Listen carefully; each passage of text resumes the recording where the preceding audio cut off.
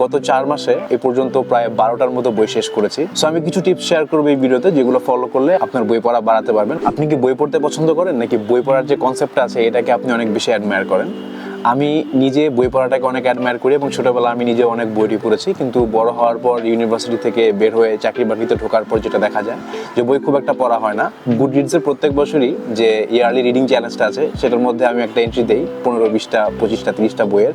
কিন্তু গত 4-5 বছরে যেটা দেখা গেছে যে আমি খুব বেশি হলে 1টা বা 2টার বেশি বই পড়া হয় নাই, কিন্তু গত 4 মাসে এ পর্যন্ত প্রায় 12টার মতো বই শেষ করেছি। সো প্রত্যেক মাসে অন অ্যাভারেজ 3টার মতো করে বই আমার পড়ে শেষ করা হয়েছে। অনেকের কাছে হয়তো এই 12টা বই কোনো ব্যাপারই না, বাট আমার জন্য যে বছরে 1-2টা বই পড়তো তার জন্য এটা অনেক বড় একটা লিপ। সো আমি কিছু টিপস শেয়ার করবো এই ভিডিওতে, যেগুলো ফলো করলে আপনার বই পড়া বাড়াতে পারবেন। অথবা আপনি যদি অনেকদিন ধরে চিন্তা ভাবনা করে থাকেন যে হ্যাঁ বই পড়া শুরু করতে চাই, এই আগের প্র্যাকটিসটা ফ্রি আনতে চান, সেই ক্ষেত্রে টিপসগুলো আপনাকে অনেক হেল্প করবে। এমন সব বই চুজ করবেন যেগুলো আপনার ভালো লাগে। অনেকে আছে যে অন্যের রেকমেন্ডেশনে বই পড়া শুরু করে, বাট আই উড সে আপনি যখন শুরু করবেন বা আপনি যখন আপনার অভ্যাসটাকে আবার ফিরিয়ে আনার চেষ্টা করছেন, তখন সবসময় যেটা বেস্ট হয় যে আপনার যে বইগুলো পছন্দ, আপনি জানেন যে কনফার্ম এই বইগুলো পড়লে আপনার ভালো লাগবে, অথবা আপনি স্কুল কলেজে থাকতে যেই রাইটারদের লেখা আপনি অনেক বেশি পছন্দ করতেন তাদের বই নিয়ে আপনি শুরু করতে পারেন। ওই বইগুলো পড়ার সময় রেখে দেওয়ার চান্সটা আপনার কম থাকে। তো অভ্যাস করার জন্য বেস্ট হয় যদি আপনি পরিচিত রাইটার অথবা পরিচিত বই যেটা আপনি আগে পড়েছেন সেটা রিড করে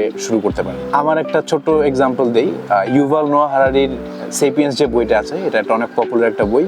এই বইটা আমার ফ্রেন্ডের রেকমেন্ডেশনে পড়া শুরু করি। ইটস অ্যান অ্যামেজিং বুক, এটার মধ্যে কোনো সন্দেহই নেই। বাট কিছুদিন আগে আমি এই বইটা শেষ করি, অ্যান্ড এই বইটা শেষ করতে আমার 7 বছর সময় লাগে। ইটস নট দ্যাট যে বইটা ইন্টারেস্টিং না, ইটস জাস্ট দ্যাট যে বইটা এত বেশি ইনফরমেশন ডেন্স যে এই বইটা এক টানে বসে শেষ করা বা টানা পড়ে শেষ করাটা অনেক কঠিন। সো আমি যতজনকেই জানি যারা এই বইটা শেষ করেছে সবাই মোটামুটি একটা লম্বা সময় নিয়ে এই বইটা পড়েছে। সো আপনি এমন বই শুরু করবেন যেগুলো একটু সাইজে ছোট হয়, আপনি এক বসায় বসে শেষ করে ফেলতে পারবেন। অ্যান্ড যখনই দেখা যাবে যে 1-2টা করে বই শেষ হবে, তখন আপনার আরো মোটিভেটেড ফিল করবেন আরো বই পড়ার জন্য। দিনে একটা স্পেসিফিক টাইম যখন আপনার মনে হয় যে আপনি আসলে বই পড়তে স্বাচ্ছন্দ্য বোধ করবেন, যেমন আমার জন্য যেটা হচ্ছে রাতে ঘুমানোর আগে, রাতে 11টা 11:30টার দিকে কিন্ডেল নিয়ে বসি, এবং তখন দেখা যায় যে যতক্ষণ মানে মোটামুটি 15-20 মিনিট পড়ার টার্গেট নিয়ে বসলেও দেখা যায় যেদিন ভালো লাগে সেদিন দেখা যায় যে 1 ঘন্টাও পড়ে ফেলি। যদি দিনে একটা টাইম আপনি ডেডিকেটেডলি বই পড়ার জন্য রাখেন তাহলে আপনি অনেক বেশি বই পড়তে পারবেন। আমি আমার কিন্ডেল একটা জিনিস করি, এখানে কিন্ডেলের নিচে দেখা যায় যে নেক্সট চ্যাপ্টারে যাওয়ার আগ পর্যন্ত কতটুকু বাকি আছে। সো আমি দেখা যায় যে মোটামুটি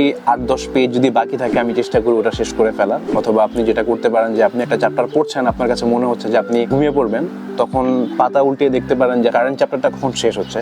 তো যদি এমন হয় যে আপনার বইটা আসলে 3, 4, 5, 7 পেজের মধ্যে শেষ হয়ে যাবে, আপনি যেটা করতে পারেন যে একটা এন্ডিং পুশ দিতে পারেন এবং ওই চ্যাপ্টারটা শেষ করে ঘুমাতে পারেন। সবচেয়ে ইম্পর্টেন্ট টিপ, বই পড়ার সময় চেষ্টা করবেন ফোনটা কাছে না রাখা। 21st সেঞ্চুরিতে এসে আমাদের মোবাইল ফোন হচ্ছে আমাদের সবচেয়ে ডিস্ট্রাক্টিং জিনিস। ফোনটা কাছে না থাকলে আমি আপনাকে গ্যারান্টি দিয়ে বলতে পারি যে আপনি অনেক বেশি বই পড়তে পারবেন।